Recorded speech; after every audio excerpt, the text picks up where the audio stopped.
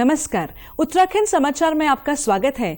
मैं कंचन नेगी। सबसे पहले मुख्य समाचार। सरकार बनाने जा रही भाजपा में मुख्यमंत्री को लेकर चर्चा तेज। कई नामों की हो रही चर्चा। केंद्रीय नेतृत्व के संपर्क में है प्रदेश के वरिष्ठ भाजपा नेता।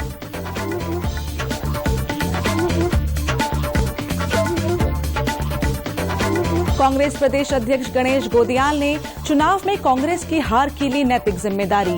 कहा, होली के बाद की जाएगी समीक्षा।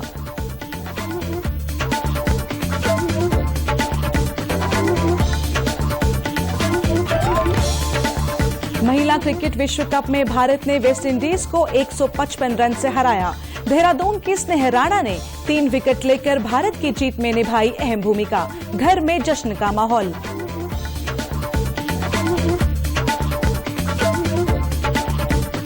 और RIMC देहरादून की स्थापना को कल होंगे 100 वर्ष पूर्ण। भारतीय उपमहाद्वीप का पहला सैन्य प्रशिक्षण संस्थान का रहा है गौरवशाली इतिहास। अब समाचार विस्तार से। उत्तराखंड में भाजपा फिर से सरकार बनाने जा रही है, लेकिन मुख्यमंत्री पुष्कर सिंह धामी की हार से राज्य में CM पद को लेकर चर्चाओं का बाजार गर्म हो गया है। इस बीच भाजपा नेताओं के द्वारा केंद्रीय पर्यवेक्षकों के देहरादून आने की बात भी सामने आ रही है। हालांकि विधायक दल की बैठक कब होगी, इसकी तारीख का ऐलान नहीं किया गया है। वहीं कई नवनिर्वाचित विधायक भी कार्यवाहक मुख्यमंत्री पुष्कर सिंह धामी के लिए अपनी सीट छोड़ने का ऐलान कर रहे हैं। हालांकि पार्टी नेतृत्व पुष्कर सिंह धामी पर ही दांव लगाएगा या नए चेहरे को कमान सौंपेगा, यह आने वाले दिनों में ही स्पष्ट हो पाएगा। भाजपा प्रदेश प्रवक्ता शादाब शम्स ने बताया कि पार्टी आलाकमान ने कई नेताओं को दिल्ली बुलाया है। विचार विमर्श का दौर जारी है। अब मुख्यमंत्री का चुनाव शेष है और हमारे हाईकमान बहुत मजबूती से, उसको सब मालूम है किसने कितना काम किया है, कितनी मेहनत की है, किस किस नेता का क्या आकलन है, तो हाईकमान तय करेगा। और लगातार हमारे नेतागण दिल्ली भी जा रहे हैं। दिल्ली से भी कई नेताओं को बुलावा आया है जहां पे डिस्कशन किए जा रहे हैं। ये डिस्कशन का दौर है। सब कुछ छनते चीजें साफ होंगी और जो कुछ बात आएगी सबके सामने होगी। आपको भी पता चल जाएगा, हमें भी पता चल जाएगा। हम ये मान रहे हैं कि बहुत मजबूती के साथ भारतीय जनता पार्टी एक वैचारिक पार्टी और बहुत अपने विचार को लेकर संजीदा रहती है, और हम ये मानते हैं कि बहुत जल्द हम एक बहुत मजबूत सरकार उत्तराखंड को देने जा रहे हैं। वहीं केंद्रीय निर्वाचन आयोग ने नई विधानसभा के गठन को लेकर अधिसूचना जारी कर दी है। सरकार गठन के बाद प्रोटेम स्पीकर का मनोनयन होगा। राज्यपाल प्रोटेम स्पीकर को शपथ दिलाएंगे और प्रोटेम स्पीकर नए स्पीकर के चुनाव की प्रक्रिया पूरी करेंगे। फिर नए स्पीकर विधानसभा सदस्यों को शपथ दिलाएंगे। विधानसभा चुनाव के परिणाम आने के बाद प्रदेश भर से नवनिर्वाचित विधायकों का देहरादून पहुंचने का सिलसिला शुरू हो गया है। शिक्षा मंत्री अरविंद पांडे ने राज्य के उस मिथक को तोड़ते हुए जीत हासिल की है जिसमें यह माना जाता रहा है कि शिक्षा मंत्री रहने के बाद चुनाव में हार का मुंह देखना पड़ता है। देहरादून पहुंचने पर अरविंद पांडे ने कहा कि मेरे क्षेत्र की जनता ने मुझ पर विश्वास जताया है, इस वजह से ही यह मिथक टूट पाया है। सरकार के पूर्ण बहुमत में आने पर उन्होंने कहा कि केंद्र सरकार के साथ ही राज्य सरकार की योजनाओं और मोदी मैजिक के नाम पर यह सफलता मिली है। मोदी जी पे लोगों ने विश्वास किया है। उत्तराखंड के विकास को और गति देने के लिए कमल के फूल पर वोट डालकर भारतीय जनता पार्टी की सरकार को रिपीट किया। मैं जनता का धन्यवाद। रही बात मिथक टूटने की, तो यह हमारे क्षेत्र की जनता का एक हम पे बहुत बड़ा मेरे पे एहसान है कि मेरे क्षेत्रवासियों ने मेरे पे उपकार किया है, मेरे पे विश्वास किया है। जो मिथक टूटा है कि जो शिक्षा मंत्री बनता है वो चुनाव नहीं जीतता है, इसका सारा श्रेय मेरी पार्टी को जाता है, मेरी पार्टी के नेताओं को जाता है और गदरपुर विधानसभा की जनता को जाता है। वहीं उच्च शिक्षा और स्वास्थ्य मंत्री रहे डॉक्टर धन सिंह रावत ने पत्रकारों से बातचीत में कहा कि देश के 4 राज्यों में प्रधानमंत्री की लोकप्रियता के चलते भाजपा की जीत हुई है। एक सवाल के जवाब में उन्होंने कहा कि मुख्यमंत्री कौन बनेगा यह केंद्रीय नेतृत्व विमर्श के बाद तय करेगा। अपने नाम पर हो रही चर्चाओं को लेकर उन्होंने कहा कि वे मुख्यमंत्री के दौड़ में शामिल नहीं हैं। देखिए, जो उत्तराखंड में, मणिपुर में, उत्तर प्रदेश में और गोवा में 4 स्टेटों में जो जीत हुई है, ये मोदी जी जो हमारे देश के प्रधानमंत्री, इनकी जो है बड़ी जो पूरे देश में उन्होंने गरीबों के लिए काम कर रहे हैं, देश का मान सम्मान बढ़ा रहे हैं, उत्तराखंड में इतने काम हो रहे हैं, ये पूरा श्रेय जो है मोदी जी को जाता है और बीजेपी के कार्यकर्ताओं को जाता है। फिर कह रहा हूं कि भाजपा का केंद्रीय नेतृत्व जिसको तय करेगा मुख्यमंत्री, हम सब उसके साथ खड़े हैं और कम से कम मैं मुख्यमंत्री की दौड़ में शामिल नहीं हूं। वहीं पूर्व मुख्यमंत्री त्रिवेंद्र सिंह रावत का नाम भी मुख्यमंत्री पद के लिए चर्चाओं में आ रहा है। पार्टी मुख्यालय पहुंचने पर कार्यकर्ताओं द्वारा उनका जोरदार स्वागत किया गया। पत्रकारों से बात करते हुए त्रिवेंद्र सिंह रावत ने कहा कि प्रधानमंत्री नरेंद्र मोदी के नेतृत्व में भाजपा सरकार द्वारा 5 साल में किए गए अभूतपूर्व विकास कार्यों की बदौलत जनता ने पुनः भाजपा को चुना है। डोईवाला विधानसभा से नवनिर्वाचित विधायक ब्रजभूषण गैरोला के त्रिवेंद्र सिंह रावत को मुख्यमंत्री बनाए जाने पर सीट छोड़ने के सवाल पर उन्होंने कहा कि उन्होंने स्वयं ही चुनाव न लड़ने का फैसला किया था, फिर भी पार्टी जो भी उन्हें जिम्मेदारी सौंपेगी उसे वे बखूबी निभाएंगे। बहुत सारे लोग कह रहे हैं मेरी सीट नहीं, वो भारतीय जनता पार्टी की सीट है। ये जरूर है कि पिछले 15-20 सालों से मैं वहां पर चुनाव लड़ रहा हूं, एक आध बार अगर बीच में छोड़ दिया जाए, लेकिन कुल मिलाकर वो भारतीय जनता पार्टी की सीट है। और डोईवाला विधानसभा क्षेत्र की जनता ने जो 5 सालों में वहां पर विकास के कार्य किए गए, उस पर अपनी मोहर लगाई है। कांग्रेस के प्रदेश अध्यक्ष गणेश गोदियाल ने विधानसभा चुनाव में कांग्रेस की हार की नैतिक जिम्मेदारी ली है। देहरादून में पत्रकारों से बातचीत में उन्होंने कहा कि होली के बाद पार्टी चुनाव नतीजों की समीक्षा करेगी और अपनी कमियों से सबक लेकर नई ऊर्जा के साथ आगे बढ़ेगी। उन्होंने कहा कि कांग्रेस राज्य हित में कार्य करने का संकल्प लेकर आगे बढ़ रही थी, लेकिन कांग्रेस को चुनाव में आशा के अनुरूप सफलता नहीं मिल सकी। बता दें कि गणेश गोदियाल खुद पौड़ी जनपद की श्रीनगर सीट से बेहद कम मतों के अंतर से चुनाव हार गए। कांग्रेस पार्टी ने इस लोकतंत्र के रण में, इस प्रदेश के जनता के हित में पिछले 5 साल से हमेशा बुलंद आवाज के साथ जनता की बात उठाई और चुनाव के परिणाम हमारे पक्ष में नहीं रहे। मुझे इस बात का दुख है। मुझे ये उम्मीद थी कि निश्चित रूप में हम जनता को हकीकत समझाने में सफल होंगे, लेकिन अफसोस है कि हम हकीकत समझाने में असफल रहे।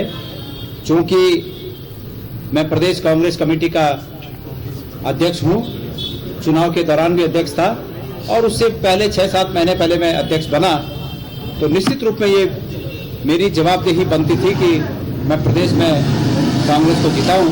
मैं इसमें असफल रहा। पौड़ी विधानसभा क्षेत्र से चुनाव जीतकर आए भाजपा के नवनिर्वाचित विधायक राजकुमार पोरी ने आज जिला मुख्यालय पौड़ी में पत्रकारों से बात की। इस दौरान उन्होंने कहा कि विधानसभा क्षेत्र में विकास कार्यों के रोड मैप को लेकर वे संबंधित अधिकारियों के साथ बैठक करेंगे। उन्होंने विकास कार्यों को लेकर अपने वादों को दोहराया। उन्होंने कहा कि वे जनता का आभार व्यक्त करते हैं जिन्होंने उन पर विश्वास जताकर उन्हें विधानसभा भेजा है। मेरी प्राथमिकता रहेगी कि इस क्षेत्र के विकास के लिए जो भी अच्छे काम हो सकते हैं इस क्षेत्र के लिए, उनको करने के लिए तत्पर रहूंगा। इसमें सबसे पहले मैं जैसे शपथ ग्रहण होगा विधानसभा का, उसके बाद मेरा अपना मनसा है कि मैं अधिकारियों के साथ में बैठक करके सबसे पहले यहाँ जो 5 किलोमीटर के दायरे में हमारे नगर क्षेत्र के 5 किलोमीटर के अंदर जितनी सड़कें हैं उनको सुदृढ़ करने के लिए प्रयास करूंगा, उनको गड्ढा मुक्त करने का प्रयास करूंगा। न्यूजीलैंड के हैमिल्टन में खेले गए आईसीसी महिला क्रिकेट विश्व कप में भारत ने वेस्टइंडीज को 155 रन से हरा दिया है। भारत ने निर्धारित 50 ओवरों में 317 रन बनाए। जवाब में वेस्टइंडीज की टीम 41 ओवर में 162 रन बनाकर ऑल आउट हो गई। टीम में शामिल देहरादून की स्नेह राणा ने 3 विकेट लेकर भारत की जीत में अहम भूमिका निभाई। यही नहीं, वेस्टइंडीज का आखिरी विकेट भी स्नेह राणा की ही गेंद पर गिरा, जिससे स्नेह ने ही कैच कर मैच अपने नाम किया। इससे पहले भारतीय टीम ने पहला मैच जीतकर पाकिस्तान को 107 रनों से हराया था। इस जीत की नायक खिलाड़ी के रूप में पूजा और देहरादून की स्नेह राणा ही रहीं। दोनों की शतकीय साझेदारी ने टीम इंडिया को जीत तक पहुंचाया। करियर का पहला वर्ल्ड कप खेल रही स्नेह इस मैच में एक पारी में 4 विकेट और 50 से अधिक रन बनाने वाली इंडिया की पहली महिला खिलाड़ी भी बन गई हैं। आपको बता दें कि देहरादून के सिनोला गांव में स्नेह का परिवार रहता है। स्नेह की पारी से पूरे परिवार और क्षेत्र में जश्न का माहौल है। परिवार में स्नेह की मां और एक बड़ी बहन है। स्नेह की माता विमला राणा ने कहा कि स्नेह के समग्र प्रदर्शन से उन्हें बहुत खुशी मिली। उन्होंने सभी से अपनी बेटियों को आगे बढ़ाने का मौका देने की बात की। सुबह से हम मैच देख रहे हैं, 6 बजे से हम टीवी के आगे बैठे हुए हैं और उनका बहुत अच्छा चल रहा है। आज 155 रन से जीते हैं वो और बहुत खुशी हुई, बहुत खुशी है कि वर्ल्ड कप चल रहा है और वर्ल्ड कप में आगे ही चल रहे हैं। अच्छा लग रहा है कि हमारे बच्चे और मेरी 2 लड़कियां हैं और मुझे कभी ऐसा महसूस नहीं हुआ कि लड़के नहीं। मुझे बहुत गर्व है अपनी लड़कियों पे कि भाई लड़की होके आज औरों को भी सबक सिखाया कि हाँ लड़कियां हैं, तो कभी वो मत सोचो कि लड़कियां हैं। वहीं दूसरी ओर क्रिकेटर स्नेह राणा की बहन ने भी खुशी जाहिर करते हुए कहा कि इस मुकाम को हासिल करने के लिए स्नेह बचपन से ही कड़ी मेहनत करती रही हैं और आज जब अंतर्राष्ट्रीय स्तर पर खेलने का मौका मिला है तो उसने अपना सर्वश्रेष्ठ प्रदर्शन किया है। आज का मैच जैसे कि इंडिया जीत चुकी है 155 रन से, तो हमें बहुत ही ज्यादा खुशी है क्योंकि हम ऐसा लग रहा था एक मौके पे तो कि इंडिया जो है इतना 315 रन बना के भी टफ हो जाएगा क्योंकि आउट ही नहीं हो रहे थे। लेकिन जैसे ही आउट होना शुरू हुए हमारी धड़कनें अभी तक तेज हैं क्योंकि और हम बहुत ज़्यादा खुश हैं क्योंकि 155 रन से ये जीत हासिल करी है। ऐसे ही इन्होंने जो फर्स्ट मैच हुआ था पाकिस्तान के अगेंस्ट, उसमें भी काफ़ी अच्छे रन से ये जीते थे 107 रन से। एक मैच आ रहे हैं पर हमें उम्मीद है कि इंडिया जो है आगे भी बहुत अच्छा करेंगे। स्नेह के कोच नरेंद्र शाह भी बेहद खुश हैं कि उनकी खिलाड़ी ने अंतर्राष्ट्रीय फलक पर अपनी एक अलग पहचान बनाई है। उन्होंने बताया कि 9 साल की उम्र से ही वे स्नेह को ट्रेनिंग दे रहे हैं और वे एक मेहनती खिलाड़ी हैं। आज का जो मैच था वो बहुत ही दिलचस्प वाला मैच था। पहले हमारी जो भारतीय टीम थी उसने बेहतरीन बैटिंग की और 2 खिलाड़ी हमारी स्मृति मदाना और हरमन कौर ने शतक लगाए और 317 रन बहुत ज़्यादा होता है जो गर्ल्स के मैच होते हैं। तो मैं कहूँगा कि बिल्कुल खुशी से हमारे बच्चे झूम रहे थे।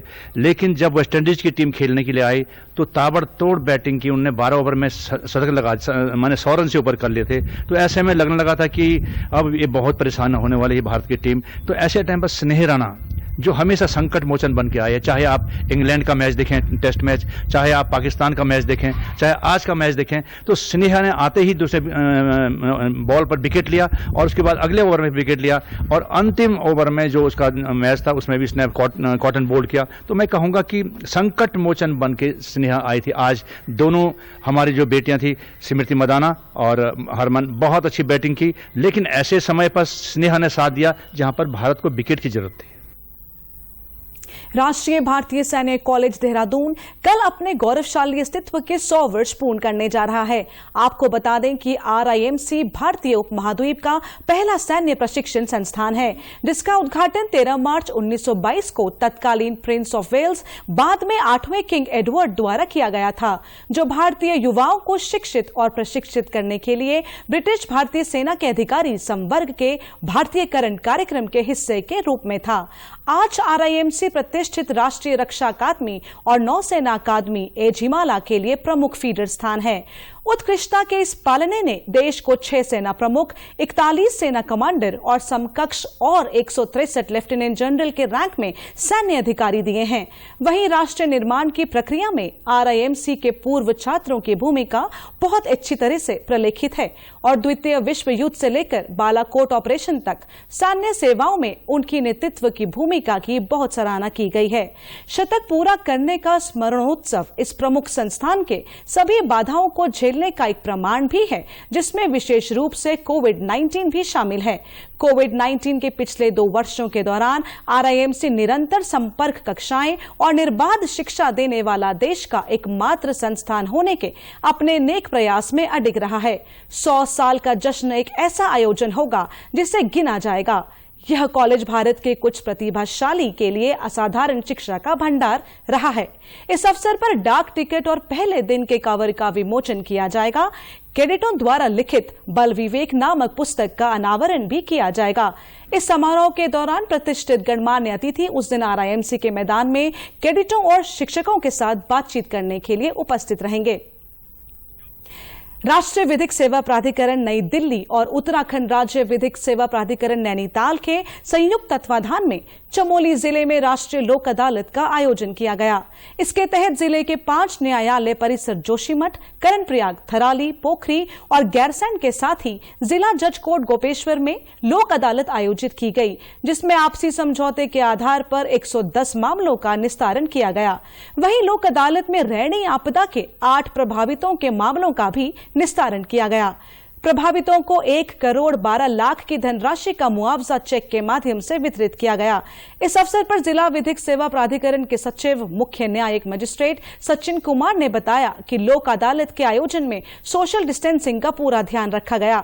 लोक अदालत में आपसी समझौते के आधार पर कई मामले सुलझाए गए। वहीं 7 वैवाहिक वादों में एक 14 साल पुराना वैवाहिक वाद भी आपसी सुलह समझौते से निपटाया गया।